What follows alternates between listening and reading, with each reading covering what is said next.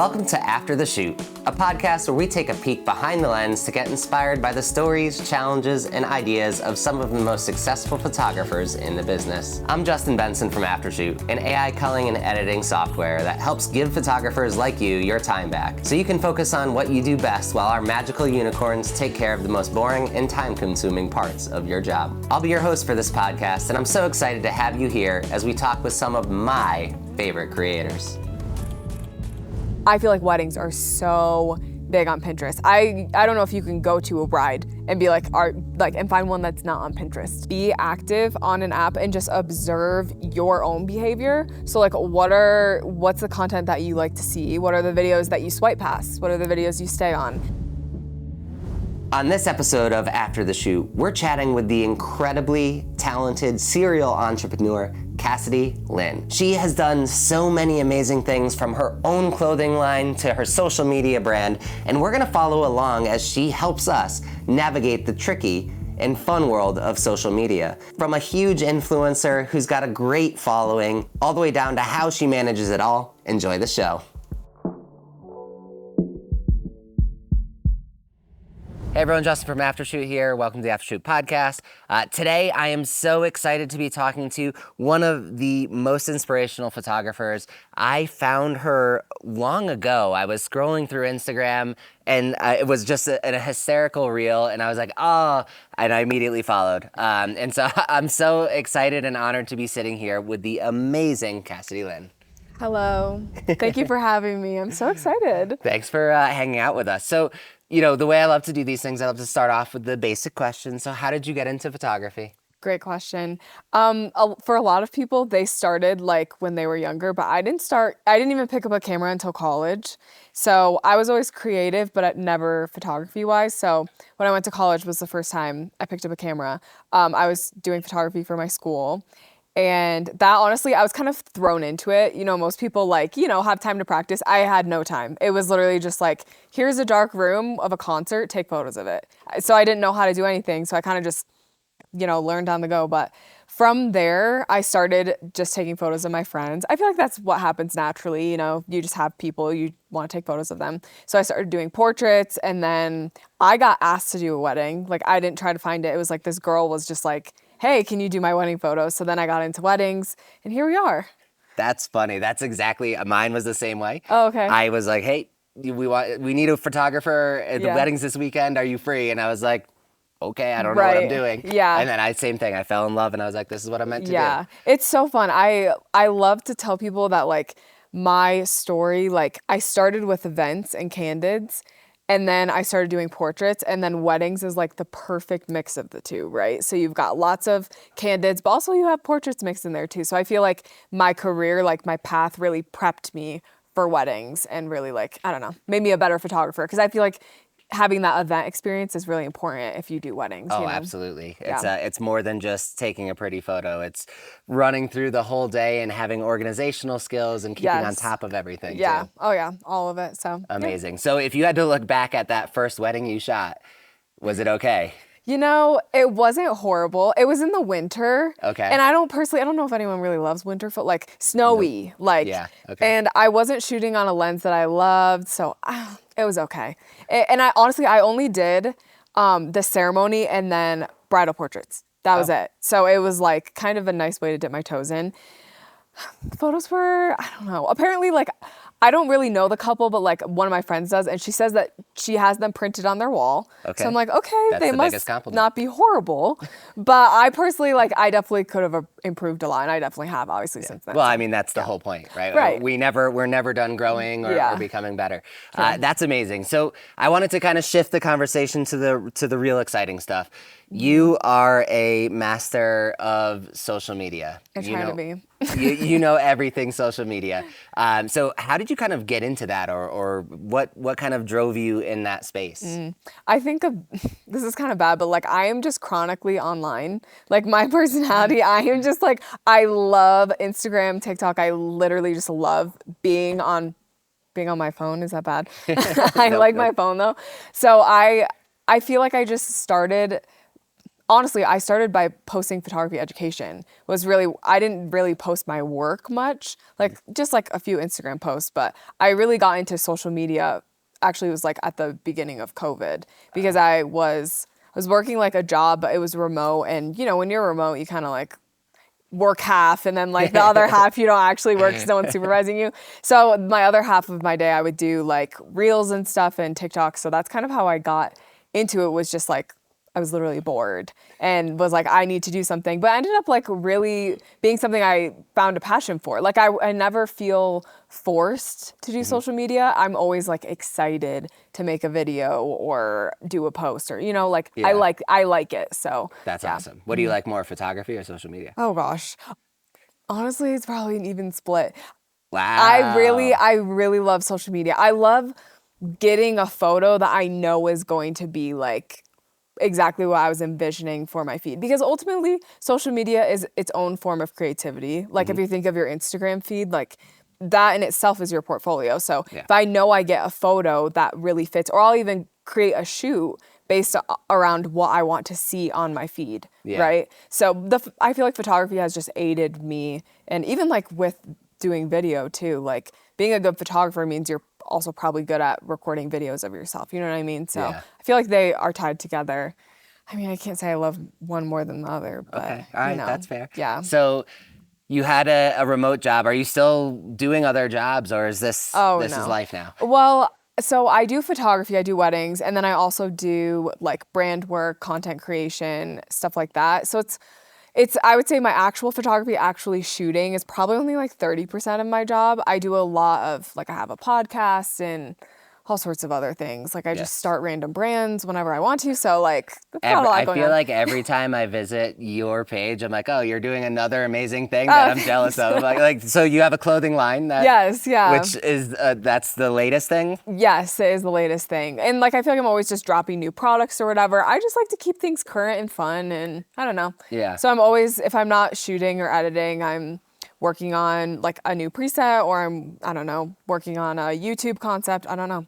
That's amazing. Like literally I'm doing something new every day. I'm also developing a product that I'm not going to talk about because it's a secret. But well, yeah, I can tell you after. Yeah. But yeah, like I literally, there's always something in the works. Yeah. So that's so cool. It's oh fun. Man, I'm so happy that like we got to connect. So back to social media, because I think that's like one of those things I personally struggle with it. I'm not.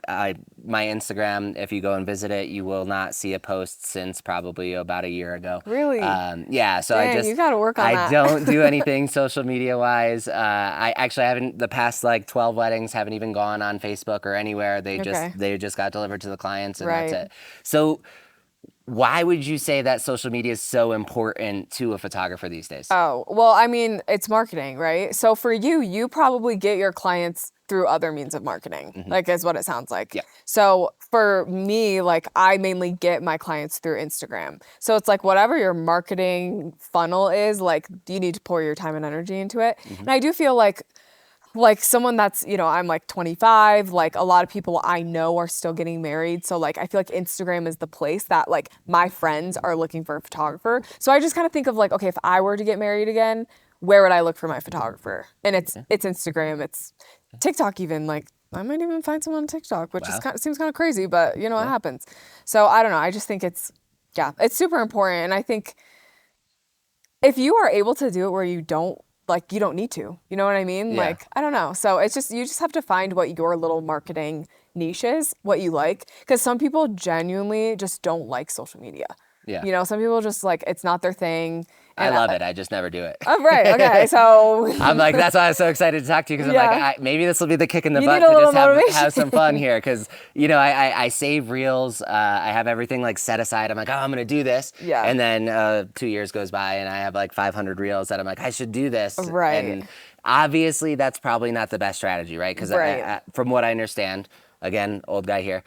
So like the algorithms, they work a lot based on like trends and that sort of stuff. So if I had a reel from 2 years ago that I saved, the audio is probably not trending anymore. It's probably not a great thing to do. It's true. Well, it's actually funny you say that, because right now original audio is so huge on social media. It's actually really important for longevity of your content as well. So a lot of photographers, well, not a lot of photographers, but like people will blow up with trends, sure, but like that's not really sustainable in the long run. And I don't think it creates a connection between you and your audience either, because if they're not hearing your voice, or like, you know, it's like, you know, if it's just Justin Bieber playing, like, it's just, you don't get that same connection. Whereas if you hear someone talk, like, I don't know. So for me, I find original audios to be, honestly, it's so nice because I can batch them, and it's not based on like a time limit. So all those reels you have saved, there's a time limit on it, and now it's like, okay, the moment's passed. But if you were to record a video of you talking, you could post it in 2 months and it still would be, you know, it would still perform well. Yeah.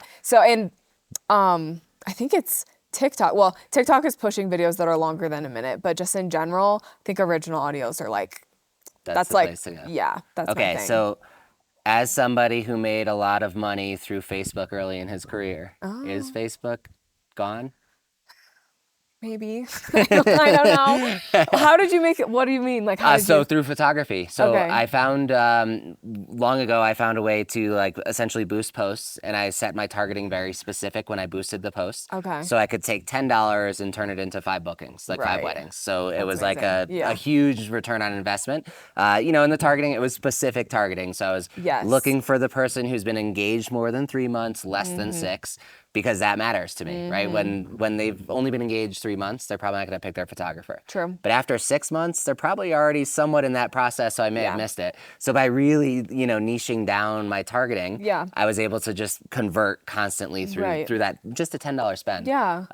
But now I personally just don't know if Facebook's where it's at, especially because I am older, I'm not like super old, but I still use Facebook. But you just said TikTok, Instagram, and I'm like, I don't even use TikTok. Right. So, I mean, there's definitely a market on Facebook. Specifically, you're talking about ads. I mean, there's Facebook ads, but you run an ad on Facebook, but you can put it on Instagram, right? And so like the same targeting applies, and like all the parameters are the same. And I'm not an ad expert, but I know there's a lot of really interesting ways to create audiences for ads, you know, by collecting emails or whatever. So I mean, that could be a strategy that's not necessarily dead. I feel like a lot of people do that. If you're like into ads like that, I feel like that could be really good. But that's kind of a different space, right? Because that's like I'm paying for advertisement versus, in your case, you're creating content that's relevant to photographers or brides.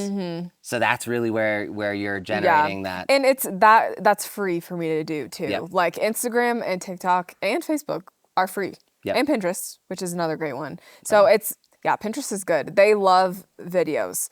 And they love multiple like a carousel type of vibe. It's called like an idea post. Okay. It's very big right now. It's basically the only thing you'll see on Pinterest is idea posts. So you don't really see the one image anymore. Okay. It's weird. I don't know if I like cool, it. I guess. Yeah. So yeah, I don't even know what I was saying.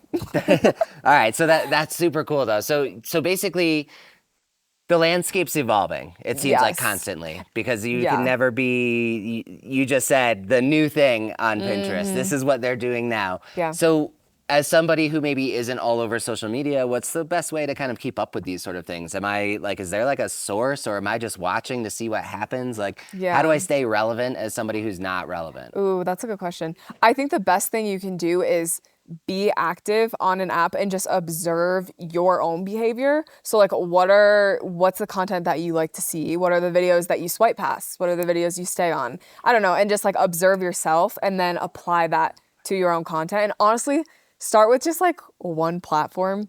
Like I think a lot of people think, I need to do TikTok, Instagram, and YouTube and Pinterest. And it's just like, that's way too much. Like I think if you can focus truly on one, Instagram would be my recommendation, because we've had rumors of a TikTok ban. So like, I don't know. I feel like Instagram is the constant right now, especially because it is owned by Facebook. So it really just feels very solid. So yeah, just stick to one and observe yourself as a user, and original audios, stuff like that. I think a lot of people feel the need to post like every single day, which used to be a thing, but it is not a thing anymore. Like you really just need, like, honestly, maybe 1 feed post a week and 2 videos a week. Like keep it simple. And honestly, you can do that within an hour or 30 minutes, like get it all filmed and scheduled. So I think just starting in a bite-sized piece rather than... I have the opposite strategy of where you posting just want to every go day. all in. No, I don't post at all. Now when I post, Right. everyone's going to get an alert. Right. Because it's been over a year. It's like They're gonna he's make risen from the dead. Exactly. Like, look who posted after a long time. He's still alive. So I have the opposite strategy. But so that's cool. I don't need to go all in. Yeah. I don't need to go daily. I can, kind of do those sort of things. I guess, you have a significant following, obviously. You're way above 200,000 followers. Do you feel like, should I be upset if I don't have a lot of followers? Like, should I feel, or is it more about engagement? Like, what are the things that, for me, I'm not big, so I have like 2,500 followers, right? Should I feel not like bad about myself, but should I feel like I should be doing more or engaging differently? Is that like, that's like a low number, obviously, so. I don't think anyone should feel bad if they don't have a ton of followers. Like, I think you can run a successful business and have 200 followers because it just depends on like who are those followers, right? And you could get like a viral video, but if it's not viral for the right reason, it's like, why do you even, those followers aren't even gonna like do anything for you. Like the only thing, sometimes like it's literally the only thing that number is a number. Because it's like those people, like they're not customers, they're not clients, they're not liking your posts, they're not commenting. So like, what's the point, Yeah. So I'd rather have 2,500 engaged people than like 15,000 people that literally don't care about you. It's good to get that number up, but you want to get the followers that actually care about what you're doing. So that's going to be by posting like more personal stuff or more engaging stuff, original audios versus, trends and stuff like that. So you really want the right followers. Yeah. You don't want just anybody because that also really doesn't give you anything in the long run. It's true. Yeah. You always have to think about like, what's the point of Instagram or social media? It's not just like, oh, I want to be famous. The point is to get clients, right? Like that's your goal. You want to get them onto your website so then they inquire and they book with you. So I think a lot of people lose sight of that and they forget like, oh, my goal is actually not this. My goal is the next step, right? Instagram is just top of the funnel and then it's your website and then it's booking. So I think it can be, you can get lost in it all. Now, do you use any sort of like metric tracking? So you're talking top of the funnel. Obviously people come to Instagram, they start clicking on things. Do you kind of see where they drop off? Do you have any way of sort of tracking anything or is no? Okay. I'm not an analytics girl like that. But I do know like a lot of my clients come from Instagram. I can see that, but no, I don't track that as much. You're not watching, Yeah. As long as like my numbers don't drop, then I'll start paying attention. But right now I'm just like, whatever. They're still going, so you're good and you're happy about it. Ignorance is bliss. Yeah. Oh, that's amazing. So I have another, I guess, super interesting question. You talk about viral videos, right? So going viral, everyone's like, oh, I want to go viral, that sort of thing. And I see it and hear it all the time, like, oh, I went viral and it didn't go as planned, right? Yeah. How can you maximize it? So let's say you found that thing, you made that one video that everybody's going to watch. Yeah. You figured it out, you cracked the code. How do you try and ensure that when you go viral, and if you get lucky enough to go viral in the right places, that they're going to continue engaging? Yes, that's a really good question. So I think a lot of people will go viral and then they absolutely like ghost. Like no stories, no posts. Like the first thing I would do if I were to get a video with like 10 million views, which I've never had a 10 million view video. I think my most is like 4, which is honestly like that's nothing. It's not like that big compared to like some people get like 15 million views, which is crazy. The biggest thing is making sure that you are introducing yourself to your new audience. So like the first thing I would do is do like an Instagram story, like literally a story series where I'd be like, hi, new followers, here's about me. And I would do a bunch of slides just talking about me. And then I probably would post like just that day, make an actual Instagram post about me, like a photo of me. Another thing you can do is reply to comments, reply to DMs on that specific post. That's going to be a huge thing. Let's see what else. Honestly, you just want to make sure you keep posting content. Yeah. So whatever type of content did go viral, like if you get a bunch of followers from that, it's good to maintain that similar type of content. Obviously, you can branch out of that. So if you go viral, let's say for a posing video, you can keep doing posing, you should, but kind of branch out and do like different types of videos so that you're just creating an interesting platform, right? Yeah. So you're gonna stop engaging with someone when you start to get bored with what they're doing, or if they literally stop posting, right? Because some people get that, like, they get paralyzed after they go viral. They're like, oh, I'll never match up to this again, so I'm gonna just not ever do it again. Yeah, I'm done. Yeah. So yeah, it's interesting, but yeah.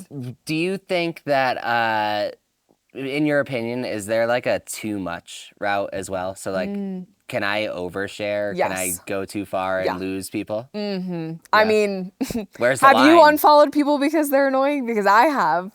No. Well, actually, you know what's funny is that I have this very different way of using Instagram. I'm pretty much, I just look at reels. Okay. And I don't like anything. I don't comment. I'm like your biggest enemy. I don't like, I don't comment, I Right. don't do anything. I just message them to my wife Yeah. or my friend So you just or use the send another button. photographer. That's all Yeah, you that's do. all I'm using. So Okay. for me, I don't follow a lot of people and I don't have to unfollow people. Got you. But Okay. I could, that's why I asked, because I have a feeling there's probably people that like it's 12 million stories. Yes. If I watch stories, I'd probably be like, Yeah, I think stories is the biggest place where a lot of people overdo it.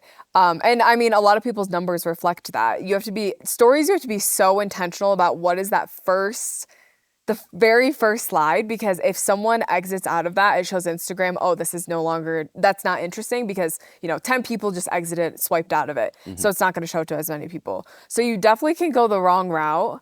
I mean, Instagram doesn't like when you post multiple reels a day. It's Okay. basically one reel a day. From what I've seen, I tried 2 reels a day one time and it just kind of flopped. So I never did it again. TikTok though does loves overdoing it.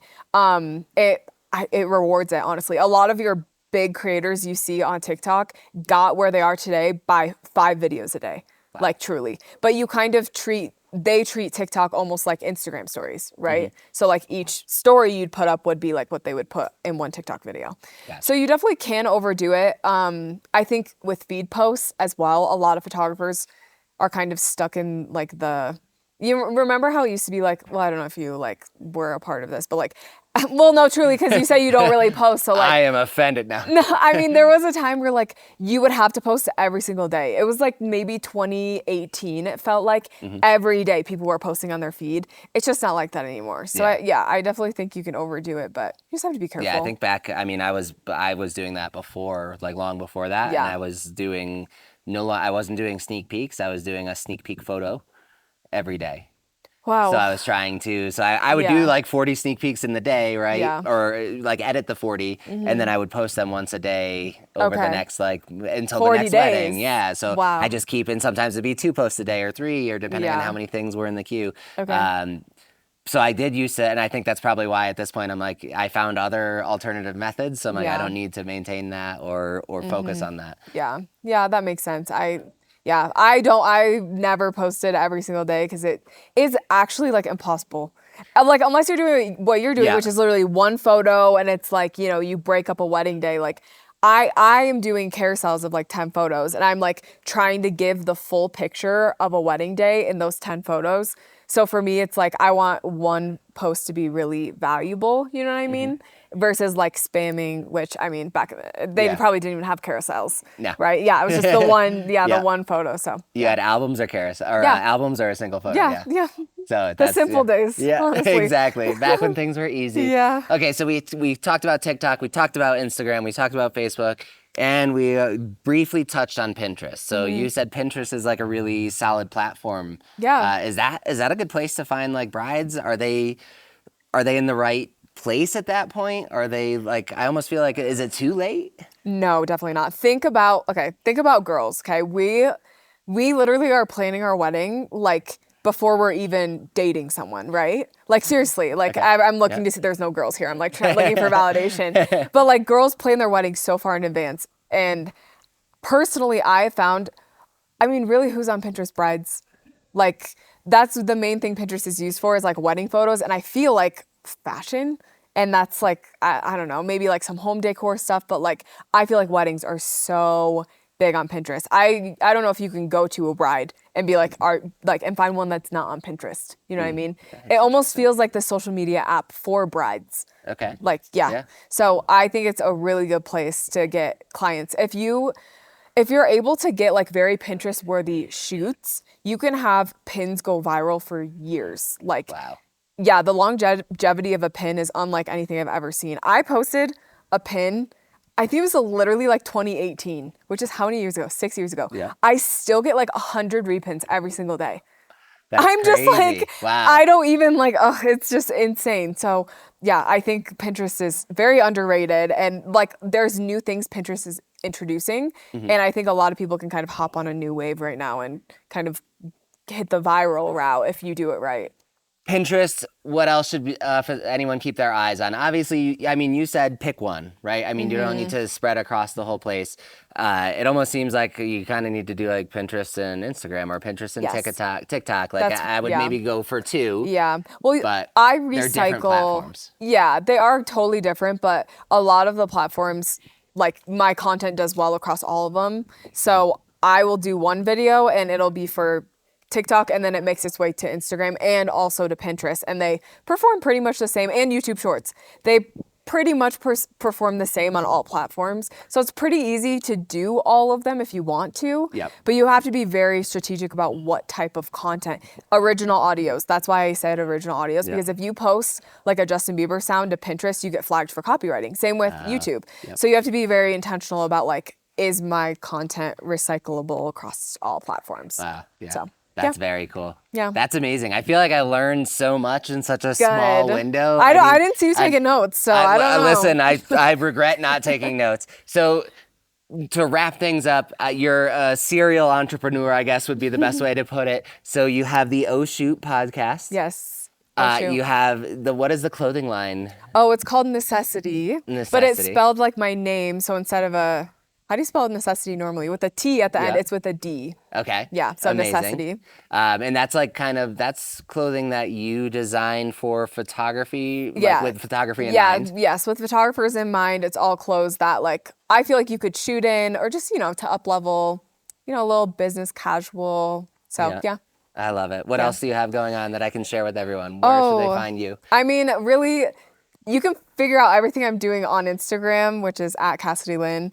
Lynne is with an E, by the way, in case anyone cares. We'll put it in there. Thank you. Yeah. No, I mean, I do merch, which is fun. Merch for photographers. I've got presets. I have courses. I literally do all of it. Like, so I know. Yeah, I can't name my all hope of it. is by the time this rolls out, we'll be seeing some absolutely incredible profiles available from some of Cassidy's presets. So I've been testing them, and I'm obsessed. I'm and glad. I think I'm Thank you. changing my style now because of it. So Perfect. I can't wait to release those. Thank you so much for taking the time. I hope all of our users will go and give you a follow and engage with some of that content. And thank you for giving everyone such great advice. Yeah, thank you for having me. Thank you.